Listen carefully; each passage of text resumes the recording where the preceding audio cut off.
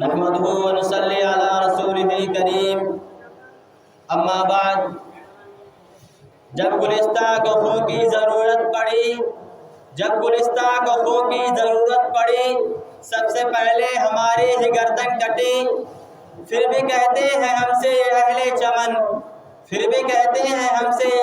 چمن یہ چمن ہے ہمارا تمہارا نہیں۔ میرے محترم بزرگوں، دوستوں اور عزیز ساتھیوں، جور و ستم کی تھپیڑوں نے ہمیں چور چور کر دیا ہے۔ ظلم و استبداد کی زہر آلود ہوا پوری فضا کو مسمور کر چکی ہے۔ غضب بالائے غضب یہ کہ ہندو ہندی ہندوستان ملا بھاگو پاکستان کے نعرے لگ رہے ہیں۔ آزادی ہند میں مسلمانوں کے کردار کا انکار ہو رہا ہے اور یہ کہا جا رہا ہے کہ ملک کی اکثریت جب انگریزوں کے مقابلے میں قید و بند کی صعوبتیں جھیل رہی تھی اور اس کے نوجوان آزادی ہند کی خاطر اپنے سینوں پر گولیاں کھا رہے تھے تو اس وقت مسلمان اطمینان و عافیت کے زاویرات میں پڑے ہوئے تھے اور خواب خرگوش میں مصروف تھے۔ گویا مسلمانوں کا ہندوستان میں کوئی حق نہیں ہے، مادر وطن پر مسلمانوں کا کوئی احسان نہیں۔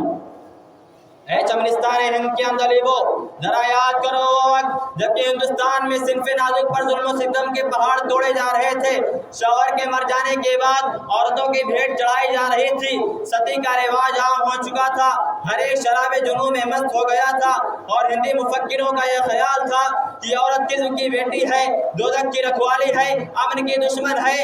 سانپ سے زیادہ موذی اور مردوں کے لیے گڑیا اور کھلونا ہے۔ ہم پوچھنا چاہتے ہیں کہ اے دانشوران قوم، آخر وہ کون تھا کہ جس نے ہندی عورتوں کا مقام بلند کیا، تحت الثری سے اٹھا کر سریا تک پہنچا دیا، ماں کو عظمت کا تاج پہنا دیا، بیوی کو الفت کی دیوی بنا دی، بہنوں پر شفقت کے پھول نچھاور کر دیے۔ ہاں وہ مسلمان ہی تو تھے کہ جس نے تاروں سے چمک، پھولوں سے مہک مانگی، چاند سے چادریں لی، سورج سے جذبہ احسان لیا، زمین سے تواضع حاصل کی اور آسمان سے بلندی کردار کا سبق لیا اور اسے انسانیت کے سرکے میں ملا کر ماجوں نے مرکب تیار کر دیا اور یہی عورتوں کی حیثیت بن گئی۔ میرے بھائیوں، ہندوستان پر کبھی تاتاریوں کا الغار ہے تو کبھی کسی دوسری قوم کی فوج کشی، غرض ہر ایک نے یہاں کی زرخیزی کو لوٹا ہے، لیکن مسلمان وہ قوم ہے کہ جس نے ہندوستان کو سونے کی چڑیا بنا دیا۔ ہمارے ہی عرب بھائیوں نے ہندوستان کو تجارت کا سلیقہ عطا کیا۔ ہاں وہ ہم ہی ہیں کہ جس نے یہاں پر تہذیب و تمدن کے شامیانے گاڑ دیے، معاشرتی زندگی کی گتھی سلجھا دیے۔ کیا یہ وہی ہندوستان نہیں ہے کہ جہاں پر ہمارے اکابر، ہمارے اسلاف نے صدیوں اقبال کے پرچم لہرائے تھے اور اپنے عظمت و سطوت کا سکہ بٹھایا تھا، اور پھر جب ملک میں انقلابی حکومت کے بھوچال کا زمانہ آیا تو مسلمان اس طوفان کے سامنے ناقابل تسخیر چٹان بن گیا تھا اور اس امڑتے ہوئے سیلاب کا رخ موڑ دیا تھا۔ اے گلشن رسالت کے نومیدہ غنچو، آؤ ذرا جنگ آزادی کی تاریخ بھی دہراتے جاؤ اور اس شعر کو بھی پڑھتے جاؤ۔ یہ ہوئیدہ آج اپنے زخم پنہا کر کے چھوڑوں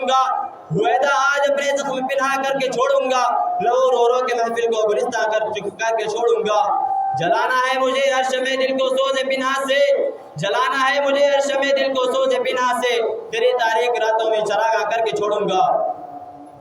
16ویں صدی عیسوی ختم ہونے کو ہے، سلطنت مغلیہ چراغ کا چراغ ٹمٹما رہا ہے اور سفید ساموں کا تجارتی قافلہ ہندوستان میں آ چکا ہے۔ انگریزی ناپاک ارادہ ایٹم بم کی شکل اختیار کر رہا ہے، تجارت کا حسین لبادہ خواجہ شکنجے میں تبدیل ہو رہا ہے۔ بلاخر ایک وقت وہ بھی آیا کہ انگریزی ایٹم بم پھٹ پڑا اور مسلمان غلامی کے توقع سلاسل پہننے پر مجبور ہو گیا اور رفتہ رفتہ انگریزوں نے وحشت و بربریت کا بازار گرم کر دیا، امن و شانتی کا گلا گھونٹ دیا، درندگی اور سفاکی کا ایسا دہانہ کھول دیا کہ جس کے سامنے چنگیز و ہلاکوں کی چینا دستیاں بھی مات کھا گئی۔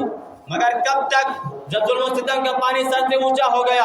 اور اس کی آوارہ موجیں قصر اسلامی کی دیواروں سے ٹکرانے لگی تو محمد بن قاسم کی عزم، غوروں کی غیرت، صلاح الدین ایوبی کی ایمان افراط سے جاگ اٹھی اور مسلم قائدین کو للکارتے ہوئے کہا، اے قوم کے جیالو، وہ تم ہی تو ہو کہ جس کی ہیبت سے صنم سے میں ہوئے رہتے تھے۔ جس کی حیبت سے صنم سے میں ہوئے رہتے تھے، منہ کے بل گر کے ہوا اللہ احد کہتے تھے۔ ہاں ہاں یہ تمہارا ہی تو نغمہ ہے کہ قدم میرا مصائب سے کبھی لرزا نہیں ہوتا، قدم میرا مصائب سے کبھی لرزا نہیں ہوتا، ہراساں میں کبھی گردش دورہ نہیں ہوتا۔ سنو سنو اور غور سے سنو، وطن کی فکر کر نادا مصیبت آنے والی ہے، وطن کی فکر کر نادا مصیبت آنے والی ہے، تیری بربادیوں کے مشورے ہیں آسمانوں میں، ذرا دیکھ اس کو جو کچھ ہو رہا ہے ہونے والا ہے، ذرا دیکھ اس کو جو کچھ ہو رہا ہے ہونے والا ہے، بھرا کیا ہے والا ہے دیکھو ان کی داستانوں میں۔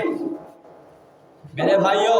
اس للکار کا سننا تھا کہ مسلمانوں میں نئی روح پیدا ہو گئی اور میدان کارزار میں کود پڑے۔ اے مسلمانوں کے احسان کو فراموش کرنے والوں، جاؤ تاریخ سے پوچھو کہ کثیر التعداد علماء کے گلے میں انگریزوں نے پھانسی کا پھندا کس لیے ڈالا تھا، کالے پانی کی کتنی اسارت جھیلنی پڑی تھی، لوہے کے پنجروں میں کون محبوس کیے گئے تھے، دیکھتی ہوئے آگ میں کون ڈالا گیا تھا۔ تاریخ تمہیں جواب دے گی کہ جب مسلمانوں نے اعلان جہاد کر دیا اور تلواروں کی جھنکاروں میں بابانگے دولیے آواز لگانے لگے کہ ہندوستان ہمارا ہے، ہم کو آزادی چاہیے، آزادی ہند کی خاطر تختہ دار بھی مرغوب ہے، سولیوں پر چڑھنا بھی گوارا ہے، آئینی سلاخیں بھی منظور ہیں، قید و بند کی گھاٹیاں بھی آسان ہیں، کیونکہ کبھی مرغوب میں ہوتا نہیں شور سلاسل سے، کبھی مرغوب میں ہوتا نہیں شور سلاسل سے، نہیں ڈرتا کبھی میں قوت بازو قاتل سے، کبھی میں وفا کے دار پر چڑھ کر وفا کے گیت گاتا ہوں، کبھی میں دار پر چڑھ کر وفا کے گیت گاتا ہوں، کبھی میں دار پر چڑھ کر وفا کے گیت گاتا ہوں، کبھی شیر خدا بن کر میں باطل کو مٹاتا ہوں۔ میرے بھائیوں، اس لیے ہمیں مادر وطن کی آزادی چاہیے، آزادی آزادی آزادی۔ تو انگریزوں نے ضرب و قتل اور کچھ تو خون کا وہ انسانیت سو ضرور ادا کیا ہے کہ جس کے بعد تصور سے جسم کا رواں رواں کانپ اٹھتا ہے۔ صادق پور کا وہ کیسا لرزہ خیز اور کرب انگیز سما تھا جہاں زندگی کی جگہ موت، عیش و سلامتی کی جگہ اضطراب و بے چینی، نغمے نشاط کی جگہ فغاں ماتم اور آب حیات کی جگہ زیر حلائل، بستیوں کی جگہ قبریں، تمدنی ورانائی اور رنگینی، گورستانی و ویرانی میں ہر طرف اتصال تھی۔ گویا معصوم تڑپتے ہوئے بچوں کی وہ آہیں، معصوم تڑپتے ہوئے بچوں کی وہ آہیں، برماتی ہوئی روح کی دلدوز کراہیں، رہ رہ کے فلک کی طرف اٹھتی تھی نگاہیں، رہ رہ کے فلک کی طرف اٹھتی تھی نگاہیں، ہر اہل وطن ڈھونڈتا پھرتا تھا پناہیں۔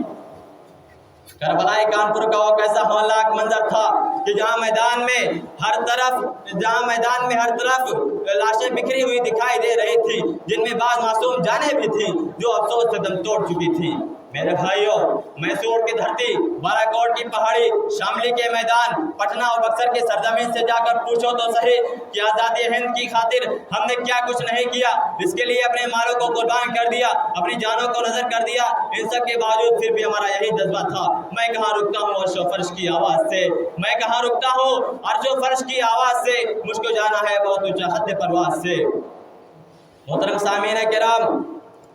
کہیں سید احمد شہید بریلوی طوفان کی طرح امٹتے، کسی محاذ شاہ اسماعیل شہید رات کی طرح کڑکتے اور گرجتے دکھائی دیں گے، تو کہیں آپ کے ارادت مندانے با صفا حضرت مولانا قاسم نانوتوی اور حضرت گنگوئی کی جنگی سرکردگی ملے گی، تو کسی جگہ انگریزی خرمن پر مولانا جعفر تھانیسری اور مولانا یحییٰ علی صادق پوری کو مچھلی کی طرح کودتے پاؤ گے، تو کہیں شیخ الہند مولانا محمود الحسن دیوبندی کی حکمت عملی کا کرشمہ ہوگا، تو کسی جگہ امیر شریعت عطا اللہ شاہ بخاری، حضرت ابو المحاسن سجاد بہاری اور عبید اللہ سندھی شمشیر برہ کی طرح کاٹتے نظر آئیں گے، تو کہیں شیخ الاسلام حضرت مولانا حسین احمد مدنی اور مولانا ابو الکلام آزاد کے جوش ایمانی اور عزم آئینی کے مظاہرے پاؤ گے۔ اے سفینہ وطن کے ناخداؤ، چھوڑ آزادی کی تاریخ، ذرا یہ بھی بتلاتے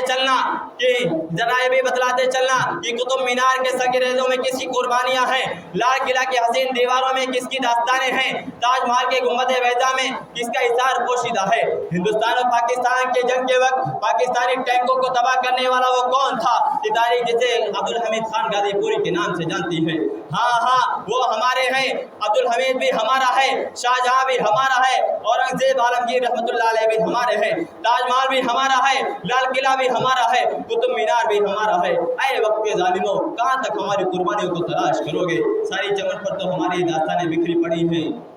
طویل عمر ہے درکار اس کے سننے کو، طویل عمر ہے درکار اس کے سننے کو، ہماری داستان الفاظ مختصر میں نہیں۔ وآخر دعوانا الحمدللہ رب العالمین۔